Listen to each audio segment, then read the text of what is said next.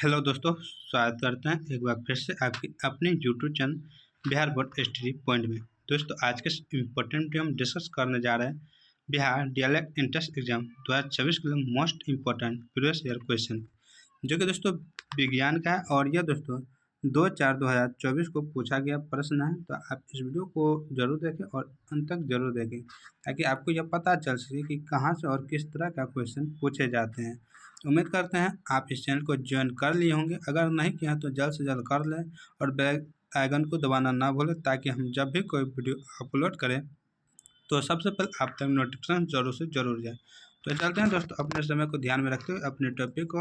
और इस वीडियो का पहला क्वेश्चन यहाँ पे दोस्तों दिया हुआ है।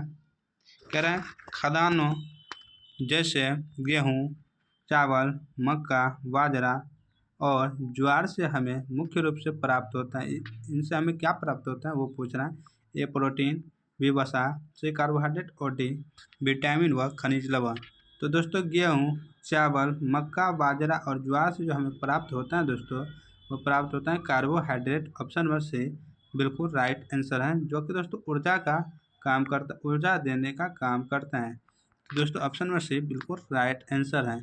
दोस्तों कार्बोहाइड्रेट का रासायनिक फार्मूला होता है C6H12O6, यानी ग्लूकोज भी कह सकते हैं इसको। क्या कह सकते हैं? ग्लूकोज, यानी C6H12O6 इनका होता है। तो यहाँ पे प्रोटीन है। प्रोटीन का काम क्या होता है दोस्तों? तो बॉडी में जो ब्लीडिंग होता है उनको बढ़ाने, यानी कि बॉडी में जो मांसपेशी का होता है वह निर्माण होता है। इसके बाद वसा है दोस्तों, ये भी ऊर्जा का ही स्रोत होता है। जो फैट जमा होता है दोस्तों, अगर आप मोटापा है तो 15-20 दिन नहीं खाइए, 2-3 दिन नहीं खाइए, देखिए आप दोस्तों धीरे धीरे गलने लगेगा। यही क्या होता है, कट कट के ऊर्जा में परिवर्तित होता है। नेक्स्ट क्वेश्चन यहाँ पे दोस्तों दिया हुआ है। कहता है नीचे दिया हुआ समीकरण किस प्रकार की अभिक्रिया है? समीकरण यहाँ पे तो दोस्तों नहीं दिया हुआ है। इनका जो राइट आंसर दोस्तों होगा द्विविस्थापन अभिक्रिया होगा।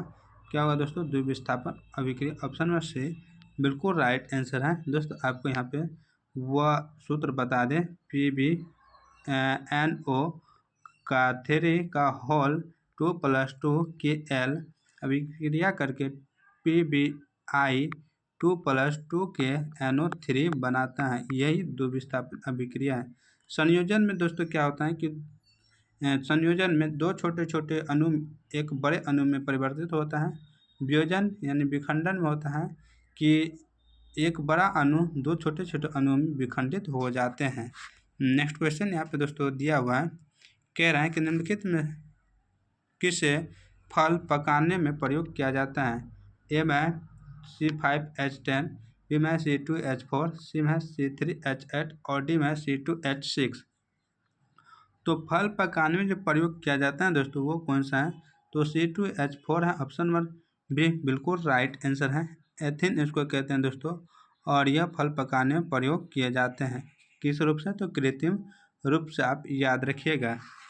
और एसिटिलीन का प्रयोग करते हैं दोस्तों, तो आप यह भी याद रखिएगा, प्राकृतिक रूप से। जल का क्वथनांक है। ए में 0 डिग्री वायुमंडलीय दाब पर, बी में 100 डिग्री सेल्सियस पर, सी में 273 केल्विन वायुमंडलीय दाब पर और डी में 0 केल्विन वायुमंडलीय दाब पर है। तो जल का क्वथनांक क्या होता है दोस्तों, यह पूछ रहा है। तो जल का क्वथनांक जो होता है दोस्तों होता है 100 degree Celsius. Option number B बिल्कुल राइट आंसर है। नेक्स्ट क्वेश्चन यहाँ पे दोस्तों दिया हुआ है कि वियक्टकर ने वर्गीकरण के लिए कितने मापदंडों का प्रयोग किया था? ए 1, बी 3, सी 4 और डी 5। तो दोस्तों उसने 5 मापदंडों का प्रयोग किया था। ऑप्शन नंबर डी बिल्कुल राइट आंसर है। वह है पोषण का तरीका, शारीरिक संरचना, प्रजनन का तरीका, कोशिकीय संरचना और फाइलोजेनिक संबंध। ये 5 इनका प्रमुख क्या था? किंगडम था। तो ऑप्शन नंबर डी बिल्कुल राइट आंसर है।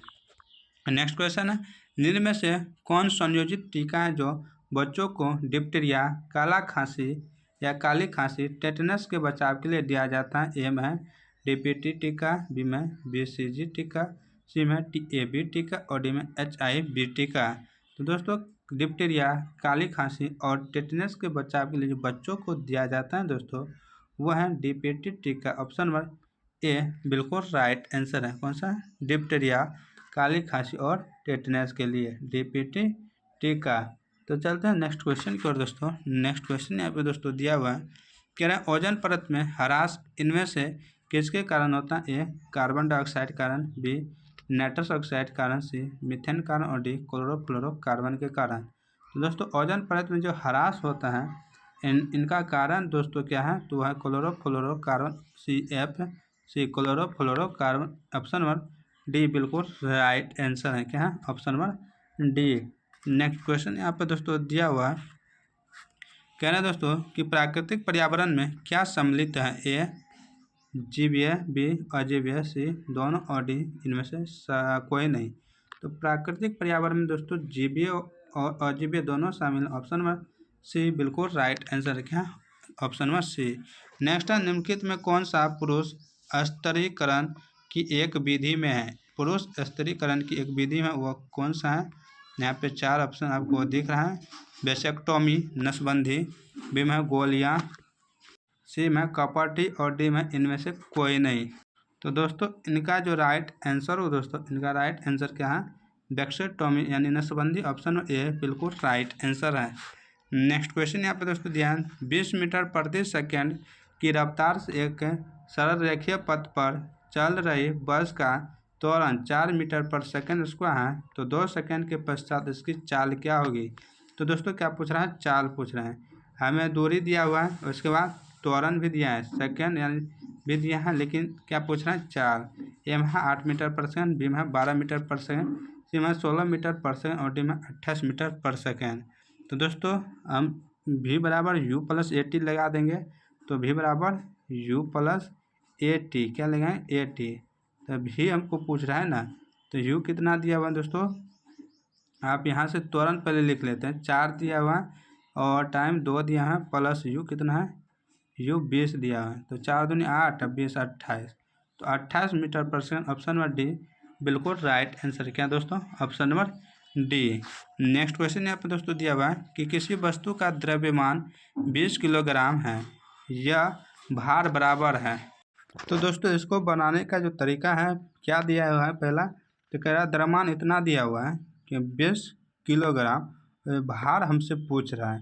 तो दोस्तों यहाँ पे इनका जो सूत्र होता है दोस्तों, वो होता है एम बराबर या एफ बराबर एम ए लगा लेते हैं दोस्तों। भार के है या बल के है तो एम ए लगा लेते हैं, एफ बराबर एम ए। यहाँ पे दोस्तों पूछ रहा है एफ, तो दोस्तों 20 द्रव्यमान दिया है और ए त्वरण यहाँ पे हमको दोस्तों नहीं दिया है। त्वरण यानी जी हम होता है त्वरण, तो वो हमको नहीं दिया है। तो हम या तो 10 मान लेते हैं या तो 9.8 10 मानेंगे तो दोस्तों यहाँ पे कितना हो जाएगा? 200 होगा, लेकिन होता है इनका मान 9.8। इसको हटा दे तो यहाँ पे कट गया, तो फिर 98 गुना 2 करेंगे, 8 16 हाथ में 18 1 19, 196 होता है। कितना होता है दोस्तों? 196 न्यूटन। तो बल कैसे होता है? न्यूटन। तो ऑप्शन नंबर बी बिल्कुल राइट आंसर का क्या होगा दोस्तों? Option number B. Next question यहाँ पे दोस्तों दिया हुआ है, कह रहे हैं किसी वस्तु का वजन हवा में 10 न्यूटन है, जब उस वस्तु को किसी द्रव में पूरी तरह डुबाया जाता है तब उसका वजन 8 न्यूटन रहता है। तो उस वस्तु द्वारा हटाए गए द्रव का वजन क्या होगा? द्रव का वजन पूछ रहा है दोस्तों, क्या होगा? तो दोस्तों इनका सूत्र होता है W2 माइनस W1 बराबर W2 माइनस W1। क्या होता है? विस्थापित जल का भार होता है W2 माइनस W1, यानी डुबाई गई वस्तु के भार में कमी। तो 10 माइनस 8 करेंगे दोस्तों तो 2 न्यूटन होगा। ऑप्शन नंबर डी बिल्कुल राइट आंसर क्या होगा? Option number D. Next question यहाँ पे दोस्तों दिया हुआ है, कह रहा मनुष्यों में ध्वनि की श्रव्यता का परिसर है। ए 20 हर्ट्ज से कम, बी 20,000 हर्ट्ज से ज़्यादा, सी लगभग 20 हर्ट्ज से 20,000 हर्ट्ज तक और डी 25 किलो हर्ट्ज से ऊपर। तो मनुष्य में ध्वनि की श्रव्यता होता है। ऑप्शन नंबर सी बिल्कुल राइट आंसर होगा, 20 हर्ट्ज से 20,000 हर्ट्ज तक। ऑप्शन नंबर सी बिल्कुल राइट आंसर है। 20,000 हर्ट्ज से अधिक को अल्ट्रासोनिक कहते हैं दोस्तों, अल्ट्रासोनिक कहते हैं, अल्ट्रासोनिक कहते हैं। और 20,000 हर्ट्ज से कम को कहते हैं दोस्तों इंफ्रासोनिक। क्या कहते हैं? इंफ्रासोनिक कहते हैं इनको, याद रखिएगा। चलते हैं दोस्तों नेक्स्ट क्वेश्चन की ओर। नेक्स्ट क्वेश्चन यहाँ पे है, उत्पत्ति के आधार पर संसाधनों को कितने भागों में बांटा गया 1, A, B 2, C 3 और D 4। तो उत्पत्ति के आधार पर संसाधनों को जो बांटा गया दोस्तों, इनको 2 भागों में बांटा गया। ऑप्शन और बी बिल्कुल राइट आंसर है। नेक्स्ट क्वेश्चन यहाँ पे है, पृथ्वी के वायुमंडल में पाई जाने वाली गैसों में नाइट्रोजन की मात्रा कितनी होती है? A 0.1, B 0.2, C 0.4 और D 0.7808। तो वायुमंडल में जो नाइट्रोजन की मात्रा होती है दोस्तों, वो कितनी जो पूछ रहा है, तो ऑप्शन नंबर डी बिल्कुल राइट आंसर है।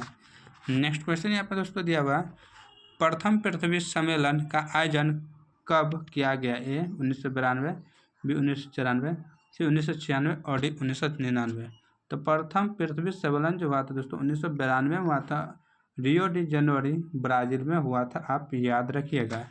नेक्स्ट क्वेश्चन यहाँ पे दोस्तों दिया हुआ है, तापीय ऊर्जा के उत्पादन में किस पदार्थ का प्रयोग किया जाता है? A जल, B कोयला, C पेट्रोलियम और D इनमें से कोई नहीं। तो दोस्तों इनका राइट आंसर है कोयला का प्रयोग किया जाता है। नेक्स्ट क्वेश्चन यहाँ पर दोस्तों दिया हुआ है, कह रहा है विद्युत ऊर्जा का वाणिज्यिक इकाई क्या है? A वाट, B वाट पर घंटा, C 1 यूनिट और D इनमें से कोई नहीं। तो वाणिज्यिक इकाई पूछ रहा है विद्युत ऊर्जा का दोस्तों, तो वो होता है किलोवाट घंटा। ऑप्शन नंबर से बिल्कुल राइट आंसर है। नहीं तो दोस्तों क्या होता है, आप यह कमेंट कर बताइएगा।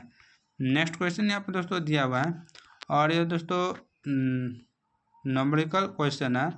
कहना है कि चित्र में प्रदर्शित विद्युत परिपथ के बिंदु ए और बी के जो बीच समतुल्य प्रतिरोध है वह निकालने की रेसिस्टेंस।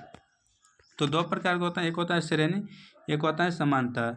दोस्तों यहाँ से सीधा यहाँ पे हम जाते हैं तो ये हो गया श्रेणी, और दोस्तों जब इसको तोड़ेंगे तो ये हो जाएगा समांतर में। तो ऐसे वाला समांतर होता है और ऐसे वाला श्रेणी होता है, आप यह ध्यान रखिएगा। यहाँ पे जैसे जैसे दिया हुआ है वह करते जाएंगे दोस्तों, आप याद रखिएगा। तो सबसे पहले यहाँ पे दोस्तों 3 + 3 ये क्या है? यह श्रेणी में होता है R बराबर R + R, तो हो गया 3 + 3 6। फिर यहाँ से यहाँ देखिए दोस्तों क्या है, R + R, तो यह भी क्या हो गया 6। क्या हो गया दोस्तों 6। तो इन सभी को क्या कर देंगे, एक जगह कर देंगे। क्या कर देंगे दोस्तों, एक जगह कर दे, या तो इनको तोड़ देंगे। तोड़ने के बाद दोस्तों जो प्राप्त होगा, हम डायरेक्ट आपको आंसर बताते हैं, वो हो जाएगा 8 ओम। कितना होगा 8 ओम। दोस्तों इनको करके फिर इनको तोड़ देंगे, फिर इनको समांतर में बैठा देंगे, 8 ओम हम पूर जाए। तो हम सीधा बनाइए देते हैं, लीजिए। तो 6 ओम हो गया ये। फिर R + R, यहाँ पे ये समांतर वाला कर लेंगे, तो R बराबर हो जाए 6 × 3 बटा 6 + 3 हो जाएगा, तो 18, और यहाँ पे 9, तो 9 दूनी 18, ये हो जाएगा 2 ओम। कितना हो जाएगा 2 ओम हो जाएगा ये दोस्तों। फिर हम निकाल लेंगे R, तो 3 + 2 + 3 करेंगे, 3 यहाँ पे 3 + 2 + 3, ये हो जाएगा कितना 6 2 8, 8 ओम हो जाएगा। आप ध्यान रखिएगा। पहले इसको कर लिए, 6 ओम हो गया। फिर 6 × 3 कर दिए ये दोस्तों, और 6 + 3 कर दिए, ये टूट गया। तो ये क्योंकि बराबरी है तो ये कर दिए। फिर समांतर में होता है 1/2, 1/R + 1/R वाला वो कर देंगे, तो इनका मान हो जाएगा 8 ओम। नेक्स्ट क्वेश्चन यहाँ पर दोस्तों दिया हुआ है, और इस वीडियो का अंतिम क्वेश्चन है, बेहतरीन क्वेश्चन है दोस्तों। कहना राधि बनाने में किस प्रकार के दर्पण का उपयोग किया जाता है? A अवतल दर्पण, B उत्तल दर्पण, C समतल दर्पण और D कोई नहीं। तो दादी बनाने में अवतल दर्पण का प्रयोग किया जाता है। ऑप्शन में ए बिल्कुल राइट आंसर है दोस्तों, क्या अवतल दर्पण। तो दोस्तों आज की वीडियो यहीं समाप्त करते हैं। यह वीडियो आपको कैसा लगा आप कमेंट कर जरूर से जरूर बताइएगा। तो मिलते हैं कल के नए वीडियो में, तब तक आप लोग मस्त रहें, अपनी तैयारी बेहतरीन करें। जय हिंद, जय भारत।